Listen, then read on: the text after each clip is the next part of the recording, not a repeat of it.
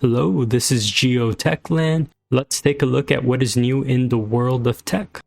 The biggest ISPs paid for 8.5 million fake FCC comments opposing net neutrality. According to a report issued by New York State Attorney General Letitia James, confused with the amount here because then it goes on to say 18 million out of 22 million comments were fabricated. I guess they're saying that they paid for 8.5 million, but there were more that were fabricated. Either way, it's still a lot of fake comments that were generated here. It looks like these ISPs joined together in some umbrella organization called Broadband for America, and that group includes Comcast, Charter, AT&T, Cox, and CenturyLink. Apparently, the ISPs had no direct knowledge of fraud, as they used third-party vendors to conduct the campaign, but I feel like that's the excuse any corporation can say. You know, Apple gives the excuse when there's issues with working conditions in their Chinese factories because they use a shell corporation or partnership with another company so that they can kind of feign ignorance. And I feel like that's something similar that's going on here, because then the ISPs are paying for this, but then they can say, hey, you know, we used a third-party vendor. We didn't know that we're doing this shady behavior. But I don't know. I feel like that's very hard to believe. So in the report, they say that 18 million out of 22 million comments were entirely fabricated and did not reflect people's real viewpoints, with more than 8.5 million of those comments using the names and personal information of real people without their knowledge or consent. And then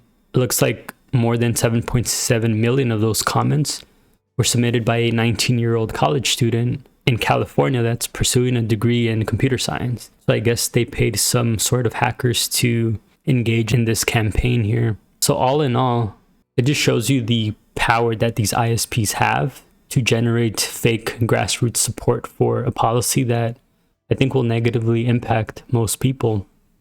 Liveleak, the internet's font of gore and violence, has shut down. After 15 years in operation, they've chosen to close down their doors. On Liveleak, you've seen live streams or videos of like gruesome footage of violence, whether it's been protests, shootings, or just gore in general. It's been controversial for that type of content. The founder, Hayden Hewitt, stated, and I quote, "Everything's different now. Everything moves on. I don't fucking like it. I liked it much better when it was the Wild West." Now, it's an interesting comment that he made because in some ways it is true that the early internet was much more raw, and in some ways it made things more fun. And I think it's another interesting conversation to have is whether these shock sites did anything positive for society. Because on one hand, you can say that showing the sort of realness of the world might motivate or inspire people to try to prevent, you know, things like murder or terrorism and everyday kind of violence. On the other hand, it could do the exact opposite. It can inspire others to engage in the same actions. I do recall once seeing a video here that I kind of stumbled upon. It was a shooting at a mosque, and I watched some of that video, and it actually made me empathize more with the victims, just to kind of see it there in my face, what was going on. On the other hand, I think having some type of moderation is important as well.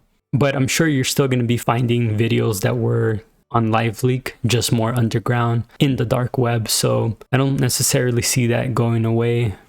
Google goes nuclear against Roku by adding YouTube TV to the main YouTube app. So Google and Roku have been negotiating their deal to keep YouTube TV on the platform. And apparently Google made some demands of Roku, and Roku's protesting those demands. This one's kind of interesting because one of the requirements is Google's insistence that Roku implements support for AV1 decoding, and AV1 decoding does have some merits. You know, it is open source, and so I like that part of it, but Roku doesn't like that Google is imposing a lot of requirements here. They're arguing that it will lead them to have higher prices on their hardware. But ultimately, we all lose here. If you use Roku and you use it to watch YouTube TV, then this could affect you, and hopefully this dispute gets resolved soon so that it is better for users. And something like this could have partially been prevented by having open standards for codecs from the very beginning. If you're enjoying my content, you can subscribe to me on YouTube, PeerTube, and follow me on Odyssey. You can also support me on LiberaPay, Patreon, and by shopping at Earth Hero. See links in the description below. Apple is using itch.io's offensive and sexualized games as a cudgel against Epic. So in this ongoing Epic versus Apple trial, a lot of arguments from both sides have come about, each accusing the other of something terrible. So Epic wants Apple Store to be more opened up and let users install other app stores. But then Apple's arguing that it wants to keep things very well moderated and curated, so it doesn't allow other app stores. And so they're arguing that if you download the Epic Store, Epic has their own moderation and content policies, but then if they also have the itch.io app available, and if you download that, that has different content policies compared to Epic, especially when it regards to offensive and sexualized content. And so they're arguing that that is the reason why they don't allow alternative app stores. And again, this is one of those things where there is some truth to that, to having a highly moderated and curated app store. But we have to remember that we still allow web browsers to be installed. And with these web browsers, we can access any kind of website. Maybe the middle ground could be that they could give users warning that they're going to install a different store with their own different set of apps and moderation policies, and maybe even place those apps in a different section. I think the main concern with Apple's App Store is that they keep 30% of the app's sales. So to me, that sounds like a lot. And I feel like they just have so much power as a platform and as an app store. In Linux and open source news, UBports has released a call for testing on their upcoming Ubuntu Touch OTA-17. There's not a whole lot that's new here, and they've stated in the past that there won't be that many changes coming to these next updates because they're getting Ubuntu Touch ready to be based on Ubuntu 20.04. That's going to take a lot of work in the back-end side of things, but OTA-17 does feature support for NFC hardware on some devices like the Pixel 3a and Volophone. It's been a feature that a lot of users have been demanding, as they can use it to communicate with other devices using this protocol, such as medical monitors. Battery life and responsiveness to notifications was also improved on the Pixel 3a, and automatic screen brightness was fixed on the Volophone. There's also been camera flash, zoom, rotation, and focus that has been fixed on many devices, including the OnePlus One and Xperia X. They've also upgraded Mir from 1.2 to 1.81 in this release here.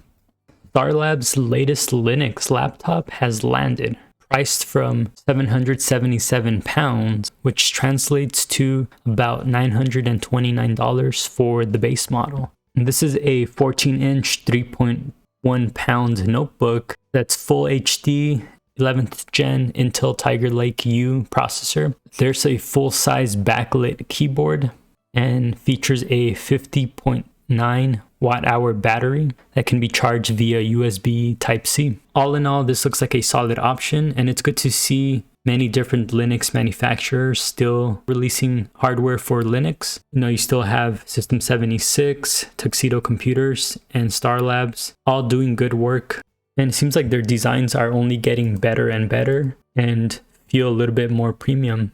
Facebook and Big Pharma exploited disease awareness for personalized marketing. Visiting medical sites, patient support groups, and more feed the algorithm.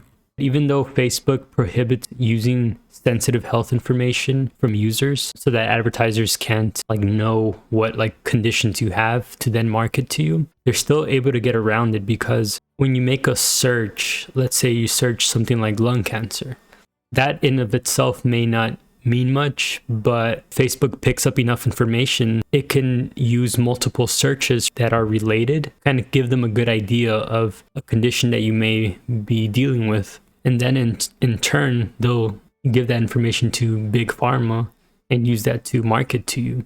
Now, many people might think, okay, well, they may not see nothing wrong with that on itself, but in a way it is sort of exploitive if they're taking advantage of a condition that you have and advertising to you. It makes it somewhat unethical. And I think the main concern, though, is to highlight how much information Facebook has of you and how other companies can take advantage of sensitive information about you.